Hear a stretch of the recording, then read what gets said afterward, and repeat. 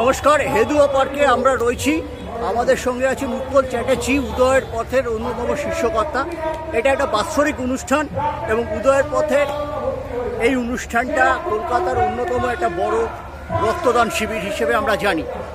উৎপলদা, এবছরের কীরকম হলো, কারা এসেছিলেন যদি একটু ব্রিফ করো। এবছর রক্তদানের আমাদের এই প্রোগ্রামটা কিন্তু খুব কঠিন পরিস্থিতির মধ্যে হয়েছে। আমাদের সাধারণত জুন মাসের প্রথম রোববারই এই অনুষ্ঠানটা হয়ে থাকে, কিন্তু এবার সেটা পিছিয়ে 16 তারিখ করতে হয়েছে। কারণ একটা আমাদের যেহেতু একটা সাধারণ নির্বাচন ছিল আর কি, লোকসভা নির্বাচন, তার জন্য আমাদের প্রস্তুতিতে এত সংক্ষিপ্ত পরিসরের মধ্যে করতে হয়েছে, সেটা আমাদের কাছে একটা বড় চ্যালেঞ্জ হয়ে দাঁড়িয়েছে। আমরা হয়তো 25 থেকে প্রায় 26 বছরের আমাদের রক্তদান শিবির চলছে। আমাদের 25 বছরে যেখানে আমরা হয়তো দেখা যাবে যে আমরা 1000 পর্যন্ত, 1000-এর উপরে করেছিলাম, 1034 জন।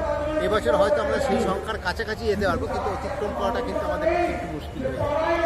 এখন যে পরিস্থিতিতে দাঁড়িয়েছে, তারপরে এর মধ্যে আর কি ইলেকশন এবং এইসব পারপাসে, এবং তারপর যা গরমের একটা তাপপ্রবাহ আমাদের এখান দিয়ে চলছে, যেটা হয়তো আমরা বিগত কয়েক বছরের মধ্যে সেরকম দেখিনি। ফলে কী হয়েছে, মানুষের মধ্যে সেই জিনিসটা এসে গেছে, একটুখানি মানুষ এরকম সামাজিক এই কাজের থেকে একটুখানি হলেও দূরে সরে গেছে। সুতরাং আমরা চাইছি যে আবার লোকে আবার মূল স্রোতে ফিরে আসুক, কারণ আমাদের লাইফটা তো ওইভাবে চলবে না। আজকে পুজো, কালকে নির্বাচন, এইগুলোর মধ্যে থাকবে না। কারা কারা উপস্থিত ছিল থেকে যাবে, কারা কারা বিশিষ্ট ব্যক্তিবর্গের মধ্যে কারা কারা স্পোর্টস জগৎ, সামাজিক জগৎ, অন্য জগৎ একটু যদি বলো। সামাজিক আমাদের এখানে যেমন হয়তো দেখা যাবে যে হয়তো কুণাল ঘোষ এসছেন, মোহাম্মদ সেলিম এসছেন, আমাদের তারপরে দেবাশিস কুমার এসছেন, এরকম আছে। আবার দেবশঙ্কর হালদারের মধ্যে নেতৃত্বে এসছেন। তারপর ফুটবল মাসে হয়তো শিশির ঘোষ এসেছেন, আমাদের আবার স্নেহাশিস গাঙ্গুলি এসছেন এর থেকে, এরকম বিভিন্ন। শ্যাম থাপা ছিলেন, শ্যামল সেন ছিলেন। হ্যাঁ, শ্যামল সেন ছিলেন। এখন এরকম বিভিন্ন রকমের আছে। শ্যামল চক্রবর্তী ছিলেন আমাদের একজন বিজ্ঞানী।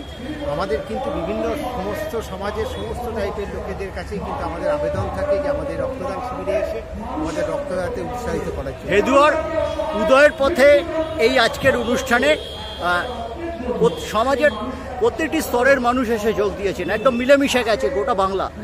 আমরা সেরকমই চাই। এটা কতটা তৃপ্তিদায়ক?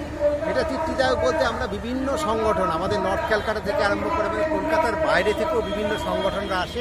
আমরা তাদের সাথে বিভিন্নভাবে যোগাযোগ রাখি আর কি সারা বছর ধরে। তারাও এসে কিন্তু তারা রক্তদান করে যায়। যেহেতু আমাদের এখানে এত সুন্দর একটা পরিবেশে করে, এত লোক নিয়ে একটা উৎসবের মেজাজে একটা রক্তদান শিবির হয়, সেই জন্য কিন্তু প্রচুর লোকে আসে কিন্তু এখানেই, বিশেষ করে উদয়ের পথেতে রক্ত দেওয়ার জন্যই তারা কিন্তু সারা বছরের জন্য মুখিয়ে